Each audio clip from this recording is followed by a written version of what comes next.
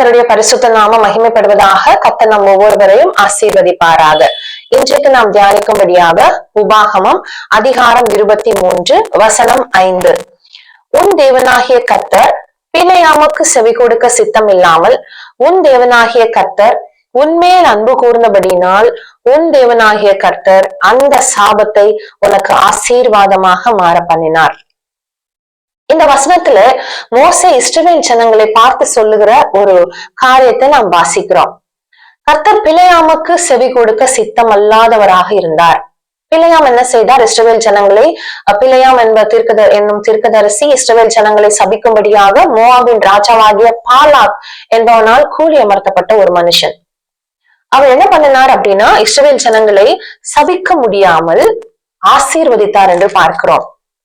பல முறை அவர் ஆசீர்வதித்ததை நம்ம பார்க்கிறோம்.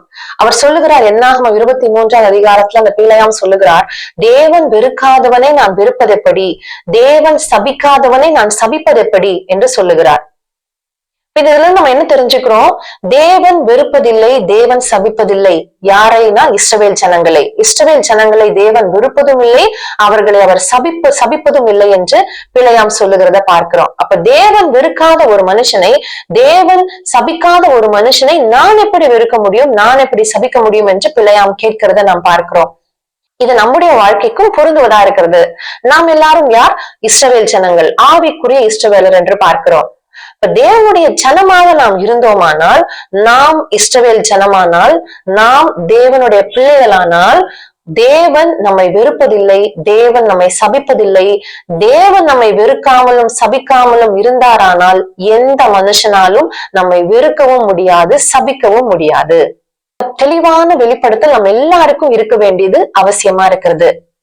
நம்முடைய தேவனாகிய கர்த்தர் நம்மேல் அன்பு கூர்ந்தபடினால் அந்த சாபத்தை ஆசீர்வாதமாக மாற பண்ணினார் என்று மோசே இஸ்ரவேல் ஜனங்களிடத்துல சொல்லுகிறத நாம் பார்க்கிறோம். இதுல வாசிக்கிறோம் இந்த வசனத்துல அடுத்தடுத்து உன் தேவனாகிய கர்த்தர், உன் தேவனாகிய கர்த்தர், உன் தேவனாகிய கர்த்தர் 3 முறை உன் தேவனாகிய கர்த்தர் என்று சொல்லப்பட்டிருக்கிறது. ஏன்?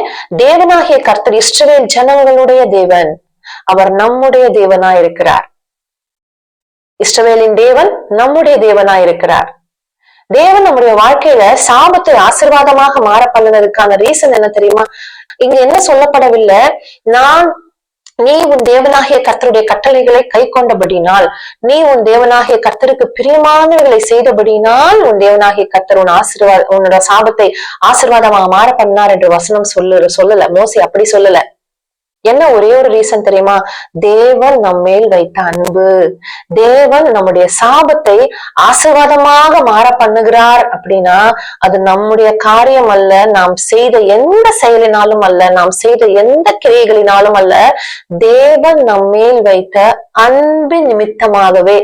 அந்த அன்பு ஒன்றே காரணம். அப்போ தேவன் நம்மேல் வைத்த அன்பு நிமித்தமாக தேவன் நமக்கு எப்படிப்பட்ட சாபமா இருந்தாலும், அது எப்படிப்பட்ட சாபமா இருந்தாலும், ஒரு மனுஷன் நமக்கு விரோதமாக கிரியை செய்தாலும் சரி, ஒரு மனுஷன் நமக்கு விரோதமாக எழும்பினாலும் சரி, ஒரு மனுஷன் நமக்கு சாபம் அளித்தாலும் பரவாயில்ல, அந்த சாபத்தை, அந்த காரியங்கள் எல்லாவற்றையும் தேவன் அப்படியே என்ன பண்ணுவார்னா ஆசீர்வாதமாக மாற்றி விடுவார்.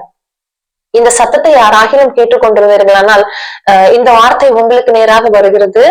தேவன் நம்மை சபிக்க மாட்டார். தேவன் சபிக்காத மனுஷனாக, தேவன் வெறுக்காத மனுஷனாக, நான் அவருடைய ஜனமாக நான் இருக்கும் பொழுது எனக்கு விரோதமாக யாரும் என்னை சபிக்கவும் முடியாது, என்னை வெறுக்கவும் முடியாது.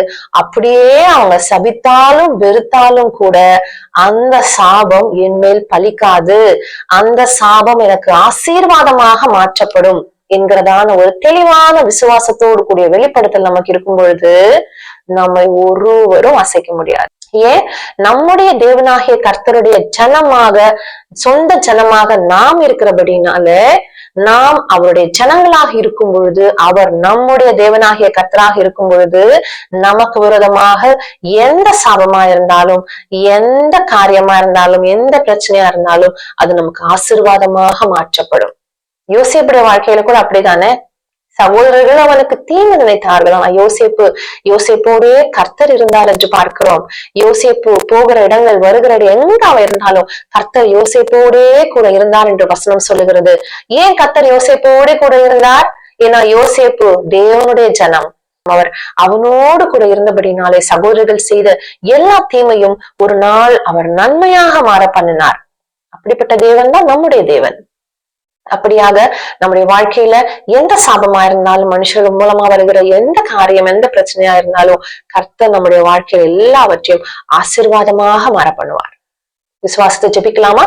அன்புள்ள தகப்பனே, உம்மை துதிக்கிறோம், ஸ்தோத்தரிக்கிறோம், உடைய கரத்துல எங்களை ஒப்பு கொடுக்கிறோம். ஆண்டவரே கர்த்தாவே, நாங்கள் உம்முடைய ஜனங்களா இருக்கும் பொழுது, நீர் எங்களுடைய தேவனா இருக்கும் பொழுது கர்த்தாவே, எங்களுக்கு இருக்கிற எல்லா சாபங்களையும் கர்த்தாவே, எங்களுக்கு விரோதமா எந்த மனுஷன் எழும்பினாலும் அது எல்லாவற்றையும் நீர் எங்களுக்கு ஆசீர்வாதமாய் மாற்றுவீர் என்று நாங்கள் விசுவாசிக்கிறோம். நீர் ஆசீர்வாதமாய் மாற்றினீர், அதற்காக உமக்கு ஸ்தோத்திரம். இயேசுவின் நாமத்தில் ஜெபிக்கிறோம் பிதாவே, ஆமென். கர்த்தர் தாமே நம்மை ஆசீர்வதிப்பாராக. ஆமென்.